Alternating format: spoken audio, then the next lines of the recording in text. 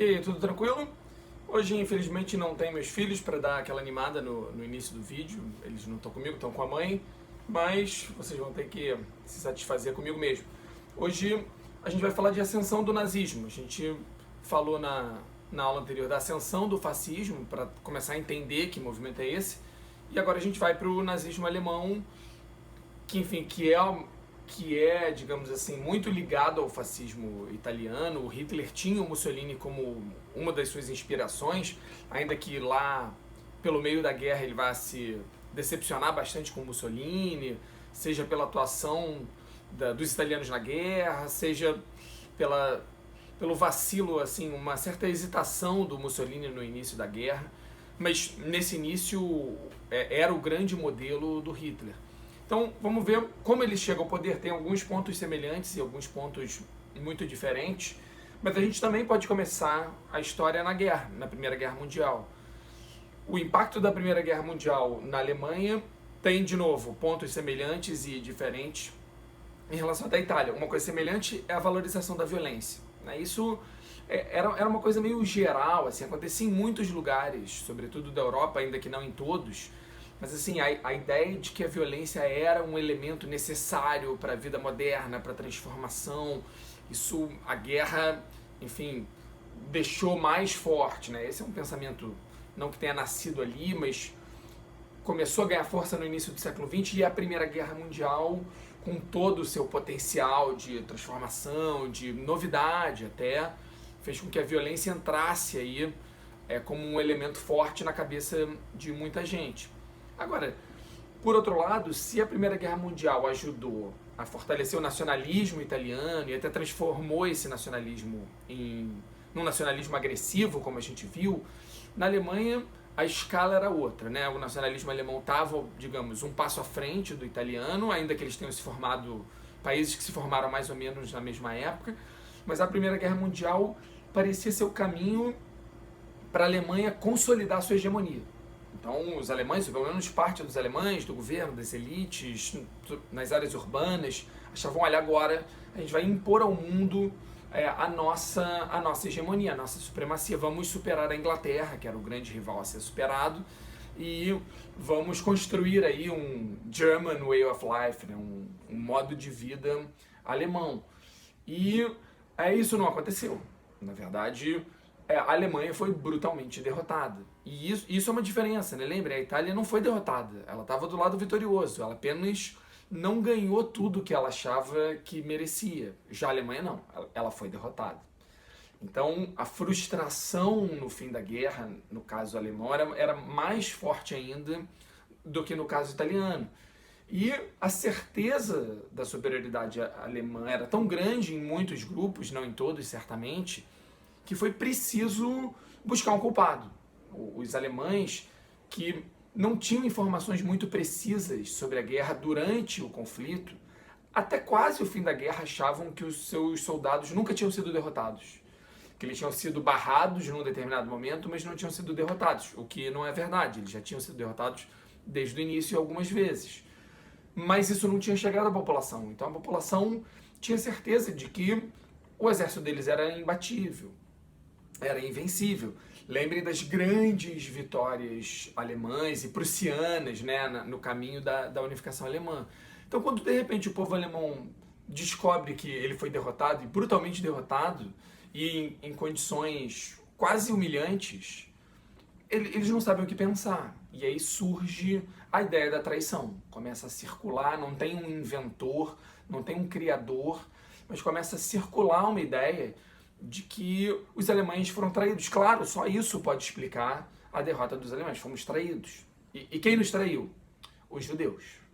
O antissemitismo não é uma invenção alemã, não é uma invenção do início do século XX, é uma coisa que tem raízes na Idade Média. A gente até estou pensando em gravar logo em seguida um vídeo sobre antissemitismo para a gente esclarecer alguns pontos sobre isso. Mas o fato é que era um movimento grande, que tinha momentos de mais intensidade, momentos de menos intensidade, mas era uma coisa muito forte. E nesse momento, de novo, vai surgir, né? Nada como uma crise para que sentimentos racistas, preconceituosos, xenofóbicos venham à tona. Então começa a circular essa ideia de que judeus das altas classes alemãs, ou no governo, ou no exército, e havia judeus, seja na elite política, seja na elite militar, que eles teriam entregue à guerra, passado informações, ou feito corpo mole, enfim. Não havia nada muito certo, até porque não fazia sentido nenhum, na verdade, não havia nenhuma comprovação disso, não havia nenhuma evidência disso, né? Nem prova, não havia nem evidência, era só uma maneira dos alemães explicarem para eles próprios como eles foram derrotados. Então o antissemitismo volta com força, não só na Alemanha, mas em especial na Alemanha. Bom, se a guerra já foi, digamos assim, mais intensa para a Alemanha do que para a Itália, óbvio, né? As batalhas nem aconteceram tanto na Alemanha assim, só no final, elas aconteceram mais na França, mas é um país que viveu a guerra mais intensamente que a Itália. O pós-guerra, então, a diferença é ainda mais brutal, porque se a Itália viveu uma crise, como a Europa toda viveu uma crise no pós-guerra, que vai durar aí alguns anos até eles se recuperarem, na Alemanha a situação era desesperadora. Não só aquele sentimento de terra arrasada, de fomos derrotados, como isso pode acontecer, mas a questão prática, né? Eles foram destruídos, eles perderam território. Lembrem, ao fim da Primeira Guerra Mundial, a Alemanha é considerada responsável pela guerra, culpada pela guerra, obrigada a entregar todas as colônias, a diminuir o seu exército, a diminuir a sua produção de arma. Enfim, isso vai piorar ainda mais a situação alemã. Ela entrega não só colônia, entrega parte do seu território, né, Alsácia-Lorena, que tinha vindo da França, lá na unificação alemã, mas agora voltava para a França, mas era uma área cuja economia ali era importante para a Alemanha. Então os caras saem arrasados e em grandes dificuldades e tendo que pagar uma indenização milionária para a Inglaterra e para a França pela guerra. Não à toa, quando chega a 23, a guerra termina em 1918. Quando chega a 1923, a Alemanha vai estourar uma hiperinflação como ninguém nunca tinha visto, né? Todo professor adora contar, são várias histórias, né? Mas aquelas histórias de gente indo comprar, indo fazer supermercado com um carrinho cheio de dinheiro, que comprava muito pouca coisa.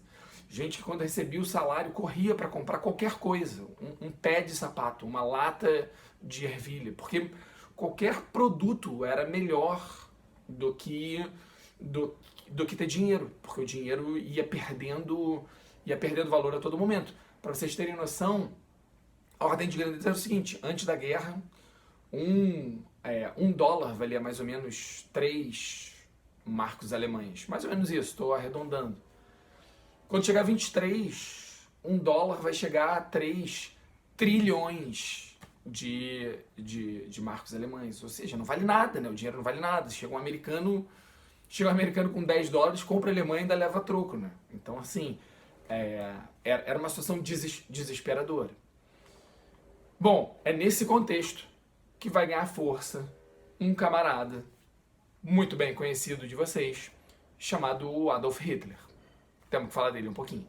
Bom, a história do Hitler, ela vale a pena ser contada, assim, ela é curiosa, ela é interessante, é uma trajetória inesperada, a começar pelo fato dele ser austríaco e terminar como líder alemão. Tudo bem, né? Lembrem que o Império Austríaco, antes da guerra, era um império multinacional e os alemães... Havia alemães dentro do Império Austríaco e o Hitler era um alemão de nacionalidade, né? Apesar de não ter nascido na Alemanha, mas falava alemão. Falava um alemão meio estranho, meio com sotaque, assim, quando ele vai para a Alemanha. No início caçoavam um pouco dele, porque ele não tinha um alemão, digamos, perfeito. Não que ele cometesse erros, né? Mas a coisa do sotaque mesmo.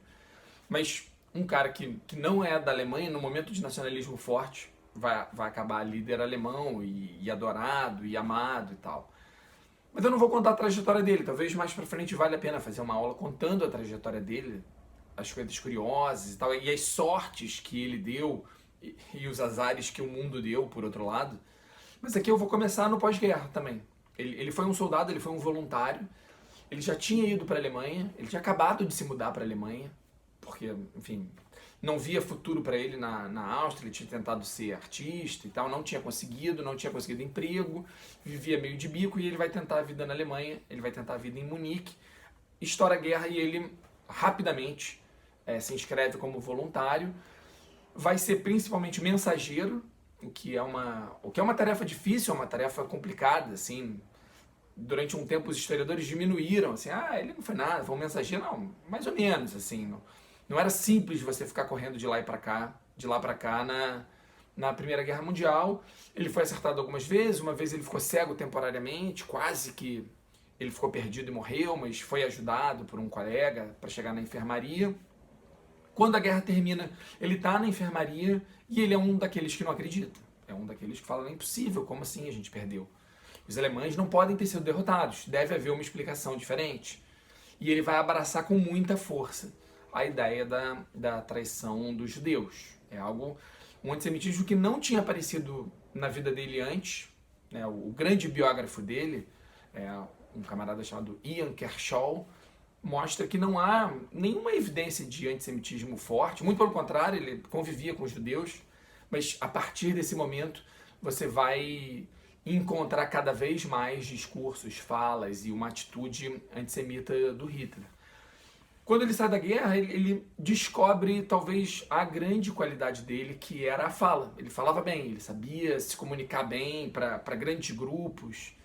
Isso começa a ser usado pelo governo, ele acaba sendo contratado. Primeiro pelo exército, na verdade, para motivar os soldados nesse pós-guerra, mas depois ele acaba sendo contratado pelo governo como uma espécie de espião. Ele ia assistir reuniões de grupos políticos e fazia relatórios para dizer se eles eram perigosos ou não, perigosos no sentido de esquerda, comunistas ou algo nesse sentido.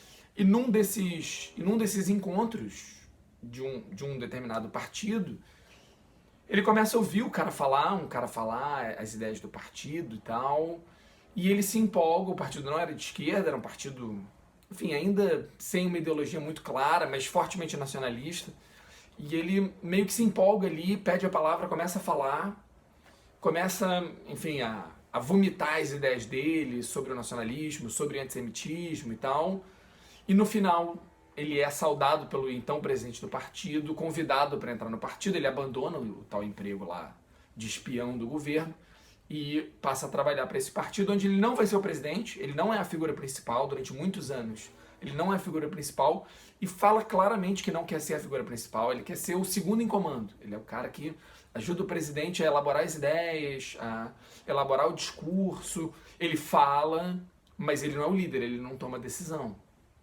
E aí, e que ideias são essas que ele vai colocar no partido? Ele inclusive, que vai mudar o nome do partido para Partido Nacional Socialista Alemão. Esse socialista é entendido aí por ele de uma maneira bastante vaga, quase como uma armadilha ali para os trabalhadores prestarem atenção no partido, mas o centro é nacionalista, da onde vem inclusive o termo nazista. E quais são as ideias principais que ele vai incutir nesse partido? Muito próximas do Mussolini. Se você não viu a aula passada, vale a pena dar uma olhada lá atrás desse módulo. Ele vai bater na tecla do nacionalismo, da importância, da força dos alemães, vai bater na tecla do Estado forte, né? É preciso um Estado forte, é preciso um líder que tenha a capacidade de guiar a população, de guiar a nação pelo caminho certo. A valorização da violência, o nazismo, exatamente como o fascismo, vai ter um grupo armado, um grupo paramilitar, um grupo que não é legal, que não age legalmente, mas que usa a brutalidade para intimidar, para derrotar, para banir os seus adversários, para fazer pressão nas eleições. Então, isso vai ser, enfim, a grande marca, né? Esse grupo paramilitar dos nazistas era a SA, e aí depois ele vai criar um mais ligado diretamente a ele, que é a SS, que é quem vai ter um papel muito forte na Segunda Guerra Mundial. Só que o Hitler, apesar de seguir o Mussolini em muitas coisas, num elemento ele se separa, que é o antissemitismo. O Mussolini não era, ou pelo menos não caminhava, assim, não teve nenhuma atitude antissemita até a guerra. Quando começa a guerra, o Hitler pressiona e aí começam a aparecer ações, leis, atos antissemitas na Itália. Mas até lá o Mussolini, enfim, não era uma questão para o Mussolini, mas o Hitler já, desde esse início, desde o pós-guerra, vai escrever, vai falar e vai teclar no antissemitismo. O que é sempre uma estratégia de convencimento muito forte, né? E muito eficiente. É muito fácil culpar os outros, né? É muito fácil, a gente vive muito isso, né? Essa ideia de uma conspiração, eles nos traíram. Quando você bota a culpa no outro, isso ajuda a gente a digerir as nossas próprias derrotas, as nossas próprias frustrações. Então o antissemitismo encontrou esse espaço, né? Assim, eu posso tirar a culpa, ou tirar a necessidade de uma reflexão e botar a culpa nos judeus. E curiosamente nem havia tantos judeus assim na Alemanha. Você pega a população... na Alemanha, de uma maneira geral, era 1% de judeus.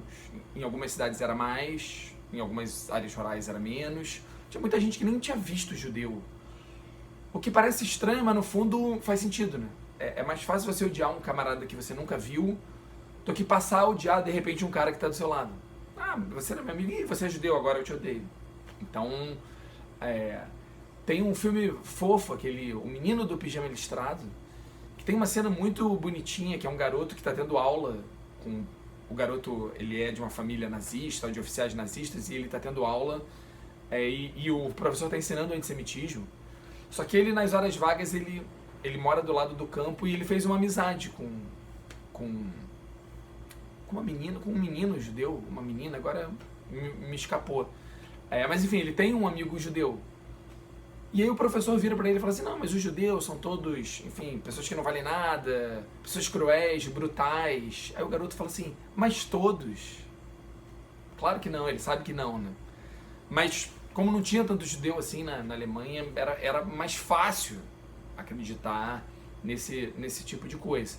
Então o antissemitismo é um elemento forte do nazismo desde o início. Agora, o nazismo, quando Hitler entrou no partido, o partido decolou? Não decolou. Assim como o fascismo italiano, o nazismo até era mais fraco até do que o fascismo italiano. O fascismo italiano cresceu devagarzinho, mas foi crescendo. O partido nazista continua sendo completamente secundário, assim, não levado a sério. O que fez ele crescer?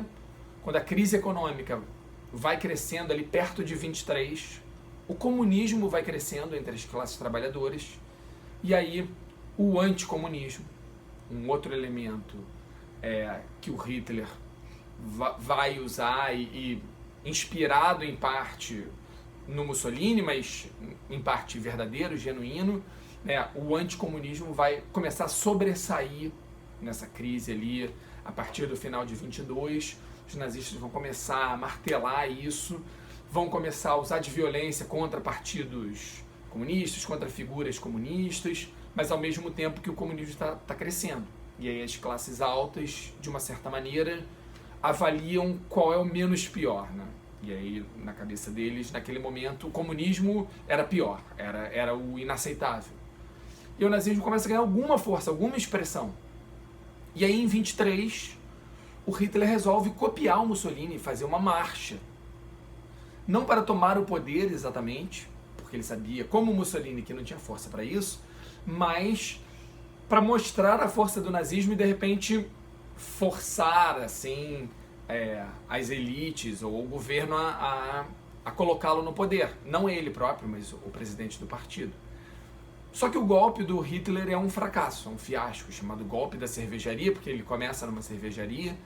Eles vão marchando primeiro até um quartel-general, certos de que os soldados iam ser simpáticos a ele, mas os soldados respondem, um avião, eventualmente passamos por essa situação aqui, mas os soldados respondem e os nazistas saem correndo, uma coisa assim meio vergonhosa, O Hitler parece que vai para casa de um amigo e se esconde na casa do amigo, mas vários líderes são presos, inclusive o próprio Hitler. Bom, acabou aí? Não, na verdade começou aí. Hoje a gente sabe que o Hitler é condenado a 1 ano de prisão, que era muito pouco. Quando comunistas tentavam movimentos semelhantes, o período, a pena era sempre muito maior do que líderes de direita que tentavam golpes. O Hitler é condenado a 1 ano, nem sequer 1 ano, ele vai cumprir menos de 1 ano. Só que nesse ano, ele virou uma celebridade. O partido nazista fez muito barulho em torno do julgamento dele, e aí a imprensa comprou essa ideia, e aí havia pessoas que iam lá, aplaudiam quando ele falava, aplaudiam quando ele chegava, e a imprensa cobria, e saía a foto dele, e aí várias pessoas se solidarizaram com ele, mandavam presentes, e aí na prisão ele virou Hitler. Foi ali que ele começou a se ver como o líder que ia tirar a Alemanha daquela situação. Não à toa ele escreve um livro, ele escreve uma autobiografia cheia de pequenas incorreções sobre a vida dele. Ele vai mudar um outro elemento para, como Mussolini fazia, né? Para tornar a figura dele mais empática para grande parte da população. Mas uma parte do livro é ele escrevendo as ideias dele, e ele não vai, digamos assim, amaciar. O antissemitismo está explícito, a valorização da violência está explícita, o desejo dele de acabar com a União Soviética está explícito, e que ele vai usar de violência, de guerra, para destruir a União Soviética, isso está explícito. Então as ideias dele estavam muito claras ali. Não há uma fala muito direta sobre o Holocausto, assim, né? Ele não tem essa coisa, mas que os judeus deveriam ser expulsos da Alemanha, custe o que custar e da maneira que fosse. Isso estava claro lá. Bom, quando ele sai da prisão, em 24, então ele toma o poder? Não. O Partido Nazista continua sendo um partido periférico. E o que vai mudar isso? A crise de 29. Quando a crise de 29 estoura, a grande crise de 29, que vai pegar a Alemanha em cheio, porque a Alemanha contava muito com a ajuda americana, que vai secar nessa hora.